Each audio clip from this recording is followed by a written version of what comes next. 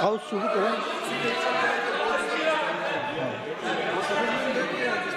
सभापति जी, आज जब इतना गुड सेंस प्रिवेल कर रहा है विपक्ष के ऊपर, तो हम सबको सर्वसम्मति से प्रस्ताव पारित करना चाहिए कि लेजिस्लेटिव बिजनेस को कभी डिस्टर्ब न किया जाए और जनरल तरीके से हाउस की प्रोसीडिंग चले और 0 आवर और क्वेश्चन आवर निश्चित रूप से चले। Thank you.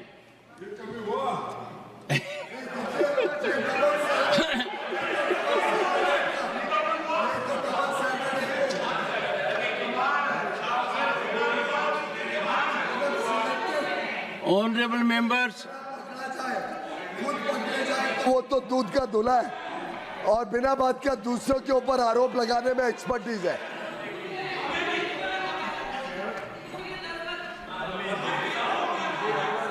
हाउस ने, लीडर ऑफ द हाउस ने जो अपील किया है, हम लीडर ऑफ अपोजिशन खड़गे जी को भी बहुत इज्जत देते हैं, उम्र से भी, उनके एक्सपीरियंस को भी, फिर भी उन्होंने लीडर ऑफ द हाउस को भी मिस्टर नड्डा करके ऐसे एड्रेस करते हैं, अभी भी रिकॉर्ड में भी। और एक इज्जत हाउस के अंदर में एक दूसरे का इज्जत बरकरार रहना ये बहुत अनिवार्य है। और लीडर ऑफ द अपोजिशन खुद, अभी सर आप रिकॉर्ड चेक कर लीजिए, आज जो वक्तव्य दिए हैं लीडर ऑफ अपोजिशन ने, ये देखा सदन चलेगा तो परंपरा और इज्जत के साथ, ऐसा नहीं होता है। इसमें लीडर ऑफ द हाउस ने जो लास्ट में अपील किया है, हमारे पार्टी की ओर से हम लोग सदन चलाना चाहते हैं, पीसफुली चलाना चाहते हैं, लेकिन honorable members, I have received one notice under Rule 267. Sir मेरा इतना कहना है, जो लास्ट अपील किया उसको फॉर्मली अगर एलओपी साहब बता सकते हैं कि आगे आप छोटे छोटे विषय को यहाँ मुद्दा उठा करके हाउस डिस्टर्ब नहीं करेंगे, आपका तरफ से भी अननेसेसरी मुद्दा उठा के हाउस डिस्टर्ब नहीं करेंगे, आप भी कमिटमेंट देना पड़ेगा। और फेक नैरेटिव यहाँ आप खड़ा नहीं करेंगे, उसका भी आप वादा करना पड़ेगा। नॉन इश्यू को लेके Honorable members, I have received one notice under Rule 267 seeking discussion on the problem of farmers.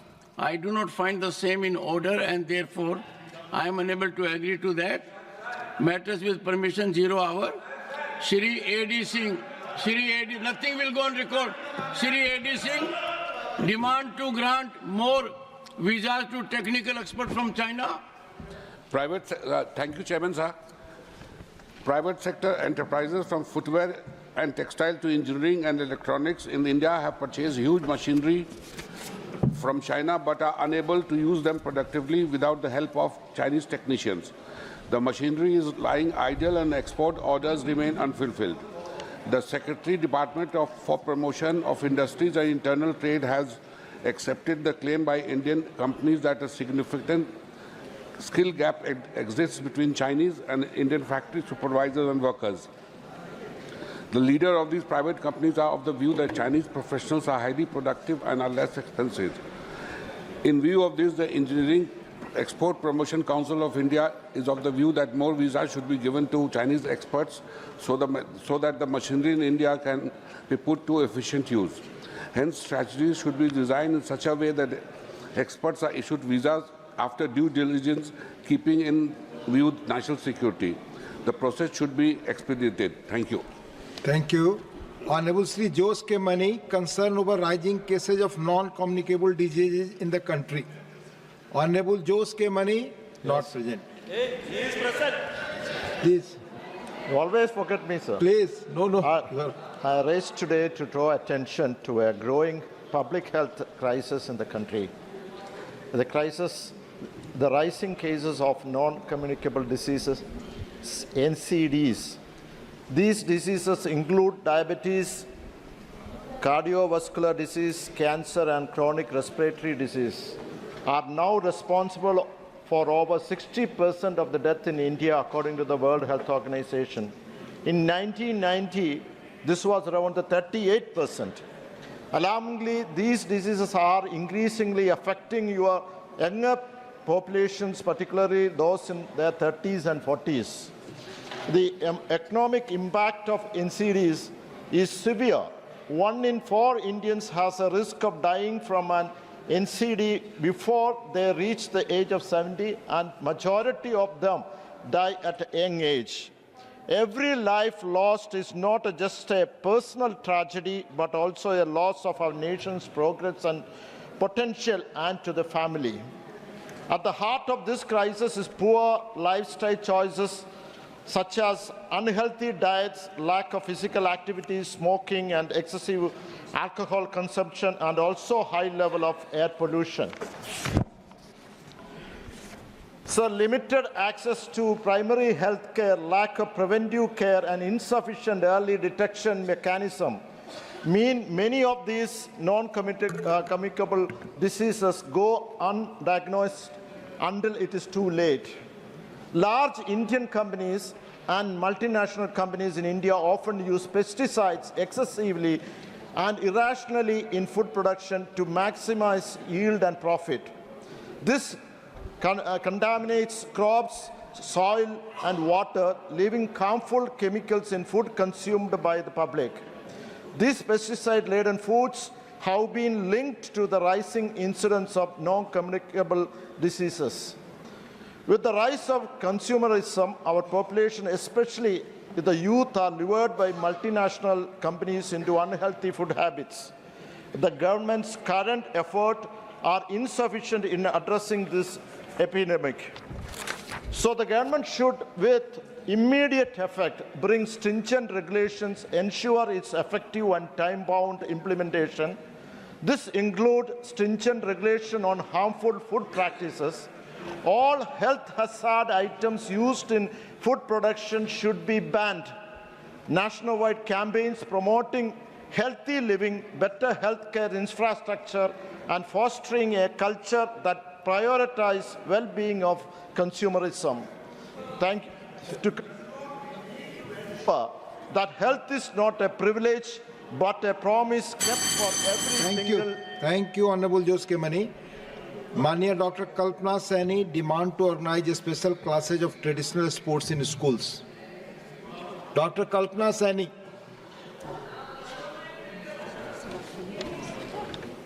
माननीय सभापति महोदय, वर्तमान समय में पारंपरिक खेलों को बढ़ावा देने के लिए विद्यालयों में पारंपरिक खेलों की विशेष कक्षाओं के आयोजन के संबंध में सुझाव देना चाहती हूँ,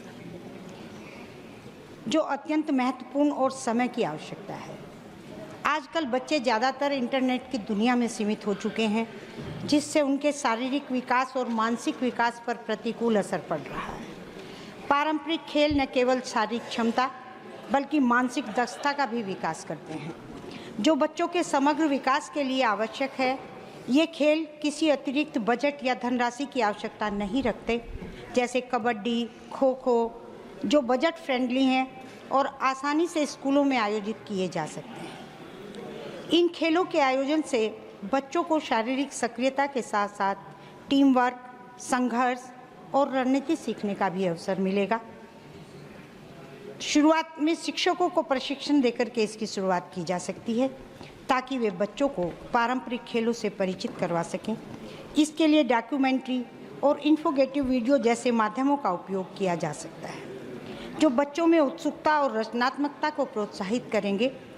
इस प्रकार की गतिविधियों से बच्चों को शारीरिक फिटनेस में सुधार होगा और वे स्वस्थ जीवन की दिशा में कदम बढ़ाएंगे, जो उनके समग्र विकास के लिए लाभकारी होगा। मैं सदन के माध्यम से माननीय शिक्षा मंत्री जी श्री धर्मेंद्र प्रधान जी से निवेदन करती हूं कि स्कूलों में नियमित रूप से विशेष कक्षाओं का आयोजन किया जा सकता है, जिनमें बच्चों को पारंपरिक खेलों के महत्व और उनके इतिहास से परिचित कराया जा सकता है। इन कक्षाओं के माध्यम से बच्चों को न केवल खेलों के बारे में जानकारी होगी, बल्कि उन्हें इन खेलों को खेलने के लिए भी प्रोत्साहित किया जाएगा। गर्मियों की छुट्टियों में स्कूलों द्वारा हिल स्टेशनों पर समर कैंप आयोजित किए जा सकते हैं। इन प्रतियोगिताओं के आधार पर बच्चों को पुरस्कार दिए जाएं, जो उन्हें उत्साहित और प्रेरित करेंगे और खेलों में उनकी भागीदारी को बढ़ावा मिलेगा। धन्यवाद। धन्यवाद। माननीय Shri Tiruchi Shivaji, demand for financial assistance to victims of devastation caused by cyclone Fengal in Tamil Nadu. Thank you, Mr. Deputy Chairman. Sir, Sir, through the chair, I draw the attention of the government to act with urgency in addressing the severe and widespread devastation caused by Cyclone Fengal. Sir, the Cyclone Fengal emerged as a low pressure in November 24, and it brought too much of rain in Tanjavur, Tiruvarur, Nagapattinam, Mayiladuthurai and Tiruchirappalli. Later, it hit the shore. The cyclone hit the shore on December 1st and 2nd, causing a great damage across. It has ravaged 14 districts, directly affecting 1.5 crore people, displacing 69 families, and has costed 40 precious lives, along with 3,000 cattle and 250,000 poultry. Sir, heavy rainfall exceeding 50 centimeters in one day has totally submerged the districts of Viluppuram, Kadalur, Tiruvannamalai and Kalakurchi. There were also damage in Chennai, Chengalpet, Kanchipuram, Tiruvallur, Vellur, Ranipet and Krishnagiri. Sir, the Tamil Nadu government has deployed a workforce of 38,000 officials and 120,000 first responders who actively engage in relief and rescue operations. The NDR of 9 teams and the SDR of 9 teams all were there. Despite these commendable efforts, sir, the scale of destruction far surpassed the state's capacity to recover independently. So the initial assessment has showed that we needed 2,475 crore, but the government has demanded 2,000 crore as immediate relief from the union government. Sir, we are worried, sir, the past inadequacy in disaster relief. We asked for 37,000 crore, but it was given only a paltry 267 crore. Sir, it is very necessary. This has caused a great damage. This cyclone of Fengal requires a decisive and compassionate response. I would urge the sir helping out at the time of need, or is of course a test of federal governance and federal solidarity. I would urge the Ministry of Home Affairs to act with urgency to demonstrate fairness and sensitivity in this issue, and the Tamil Nadu Chief Minister has written a letter to the Prime Minister also. So kindly release the 2,000 crore rupees for interim relief, which would only rescue the people, sir. People are totally lost their livelihoods. So many houses have been washed out. Still, it has not been recovered. The rains are coming, and Tamil Nadu is in a distressed position because of the cyclone, and we have approached in the right manner. And now also I have drawn the attention of the House. Kindly act with compassionate and with the state's concern. Thank you very much. Thank you. Honorable Sri Saket Gokhale, need to improve the well-being of employees in private sector companies. Thank you, Deputy Chairman, sir. So there is something I wish to bring to the notice of this House, a very important issue. So on 20th of July this year, a young 26-year-old woman called Anna Sebastian, she suddenly died. She was found dead. Her mother then wrote an open letter on social media where the mother said that her daughter had died because she was made to overwork in the company where she was working. The company happens to be one of the big 4 consulting companies, a multinational. So similarly, before that in February, Satish Nandgaonkar, a journalist working with a very major Indian newspaper in Mumbai, suffered a cardiac arrest. At that time also, his family, even the press counsel at that time, said that this happened because at work, the boss allegedly was very toxic, kept berating him, kept insulting him. So after these 2 shocking incidents, there's been a groundswell of complaints also on social media from people in the private sector saying that a lot of times today, there is a toxic work culture. There is a work culture where employees are made to work long hours. There is, employees are subject to insults. A lot of this is happening in private companies today, sir. So for me also, it is very important, this issue, because we're talking about private companies. So today, because in my state, this is important. Bengal, sir, means business. Today, the reason this is a priority for me is because we have more than 1.45 lakh active companies in our state. So today, our IT sector in West Bengal employs more than 2.6 lakh employees. So the private sector reform is very important, sir. So why I wish to draw this House's attention to this particular issue is for this reason. So this year, government revenue from corporate taxes was less than government revenue from income taxes. Who are paying these income taxes, sir? These are people working in private companies. I'll just give some of the examples in which they're subjected to a very toxic atmosphere, sir.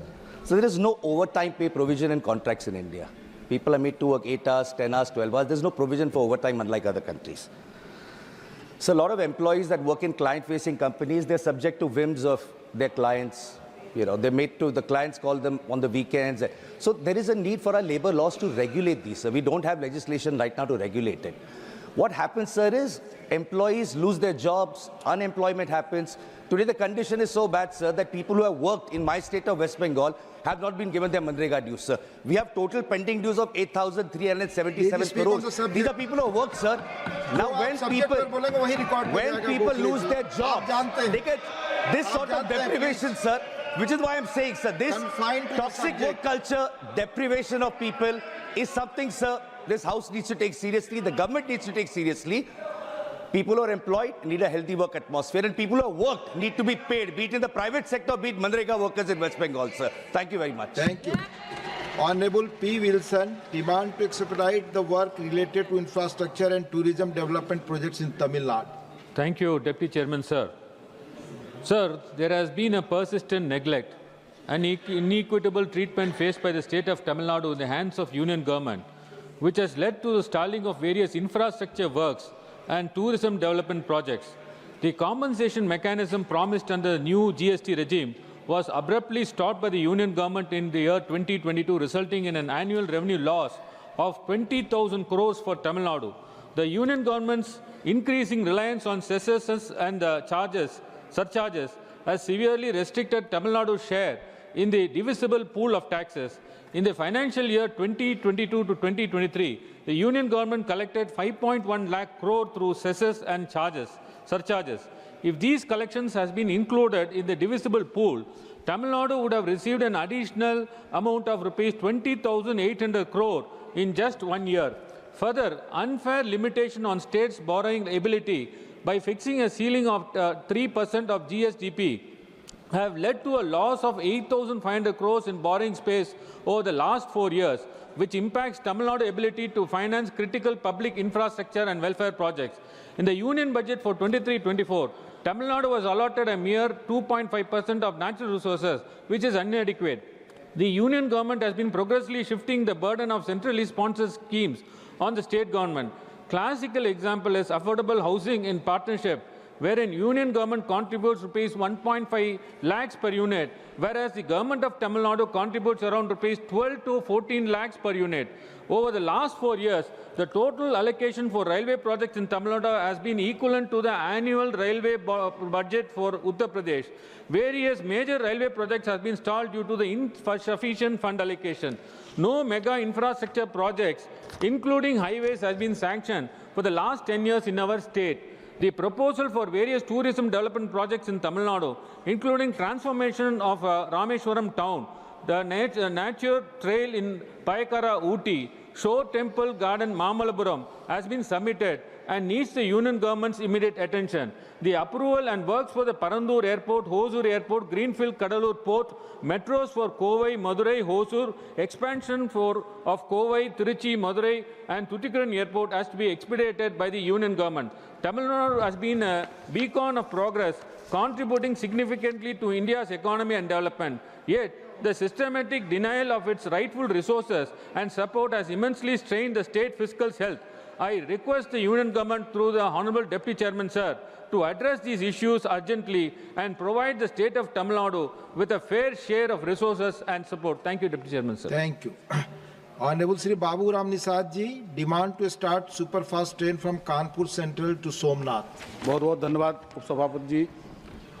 Kanpur से सोमनाथ तक नई train चलाने के संबंध में माननीय उपसभापति जी, इस सदन के माध्यम से मैं आपका ध्यान आकर्षित कराना चाहता हूं कि कानपुर सेंट्रल से सोमनाथ के लिए बाया कानपुर सेंट्रल, हमीरपुर रोड, सुमेरपुर, रागौल, बांदा, चित्रकूट, सतना, जबलपुर, इटारसी से होते हुए वेरावल सोमनाथ तक प्रतिदिन एक सुपरफास्ट ट्रेन चलाने हेतु आग्रह कर रहा हूं। इस रूट पर कोई भी ट्रेन सोमनाथ के लिए उपलब्ध नहीं है। इस रूट पर माननीय सभापति जी, रेल का आवागमन न होने के कारण दैनिक रेल यात्रियों को परेशानी का सामना करना पड़ता है और अन्य महंगे साधनों से यात्रा करने पर विवश होना पड़ता है, जिसमें इनके धन और समय दोनों की बर्बादी होती है।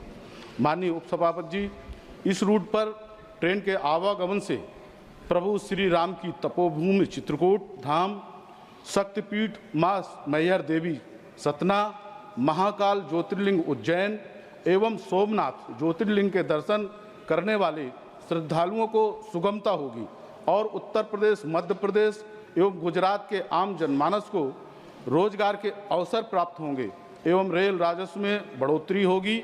यह ट्रेन बुंदेलखंड के विकास के लिए मील का पत्थर साबित होगी।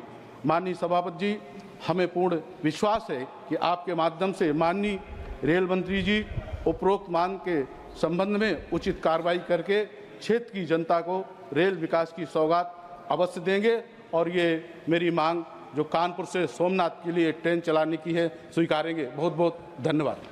धन्यवाद निषाद जी। माननीय Shri Sandeep Kumar Pathak ji, need to address the problem of rice mills in Punjab. धन्यवाद चेयरमैन सर। सर, आज मैं आपके माध्यम से पंजाब में जो एक आर्टिफिशियल क्राइसिस क्रिएट किया गया, जिसमें कि किसानों को, आढ़तियों को और राइस मिलर्स को बहुत ज़्यादा नुकसान हुआ, उसके बारे में बातें रखना चाहता हूं। और ये इम्पॉर्टेंट इसलिए है क्योंकि ये पूरे देश में जहां जहां पर भी खेती होती है उससे संबंधित है।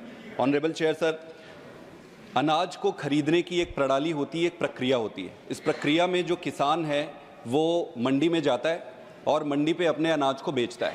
मंडी से फिर वो राइस मिलर्स के पास आती है पूरी अनाज, वहाँ पर उसका मिलिंग होकर वो FCI के गोडाउन पे जाता है। FCI के गोडाउन पे जाता है, वहाँ से फिर कई राज्यों में उसको डिस्ट्रीब्यूट किया जाता है। अगर इस पूरी प्रक्रिया में एक भी कड़ी को हटा दिया जाए या डिसरप्ट कर दिया जाए तो सीधे सीधे किसानों को, आड़तियों को, राइस मिलर्स को बहुत नुकसान होता है, बहुत हिट करता है उनके बिजनेस को। अब आप ये मानिए कि पंजाब में इस बार धान खरीदी के समय जो FCI के गोडाउन्स थे वो खाली नहीं किए गए। उसके अलावा 2 लाख मीट्रिक टन जो राइस मिलर्स के पास पहले से पिछली फसल के जो स्टोर्ड धान थे वो उसको हटाया नहीं गया। तो जब आपके गोडाउन्स और राइस मिलर्स में जगह ही खाली नहीं बचेंगे तो प्रोक्योरमेंट हिट होगा। इससे क्या हुआ कि किसान लाइन लगाकर मंडी पे खड़े रहे, लाइन लगाकर मंडी पे खड़े रहे, उनको कई जगह सस्ते, हड़बड़ी में, डर में सस्ते रेट पे देना पड़ा। इसके अलावा ये भी हुआ कि किसान की अगली फसल में देरी हुई। किसानों की अगली फसल में देरी होती है, पूरे सीधे देश के इकोनॉमी पर, अर्थव्यवस्था पर फर्क पड़ता है। आड़तियों को फर्क ये पड़ता है, पहले 2.5% MSP पे दिया जाता था, आज केंद्र सरकार ने उसको सीधे सिर्फ फिक्स कर दिया 45 रुपए पे। बहुत ज्यादा नुकसान है उनको। राइस मिलर्स को अगर आप लेंगे, राइस मिलर्स की जो फायदे होते हैं, वो जो मिलिंग करते हैं उस पे जो बाई प्रोडक्ट बचता है उसी पे फायदा होता है, उनका मिलिंग रुक गया। इस तरीके से जो एक पूरा इकोनॉमिक एग्रेरियन स्टेट्स के इकोसिस्टम है उसको डिस्टर्ब करने का प्रयास किया गया। पंजाब सरकार ने पिछले 6 महीने में 7 चिट्ठियां लिखी, उसका कोई जवाब नहीं आया। यह रिक्वेस्ट किया गया कि जो गुड्स की ट्रेन्स होती है जो 18 है उसको बढ़ाकर 36 किया जाए। मेरा यह मानना है कि अगर इस तरीके से हम एस्टैब्लिश्ड प्रोसेस को डिसरप्ट करेंगे तो आप मुझे ये बताइए, आपके माध्यम से मैं ये देश से पूछना चाहता हूं, क्या FCI के पूरे प्रोसेसेस स्टैंडर्डाइज्ड नहीं है? क्या FCI के टाइमलाइन कैलेंडर में फ्रोजन नहीं है कि फलाने महीने के फलाने तारीख को फलाने चीज होनी है? और अगर ये फिक्स्ड है तो ऐसा क्या हुआ इस बार? ऐसा क्या हुआ इस बार कि इस पूरी प्रक्रिया को अस्त व्यस्त किया गया? क्या सरकार किसानों से अभी भी बदला लेना चाहती है? क्या केंद्र सरकार उस काले कानून वाले मैटर पे अभी भी बदला? मेरा ये सबमिशन है,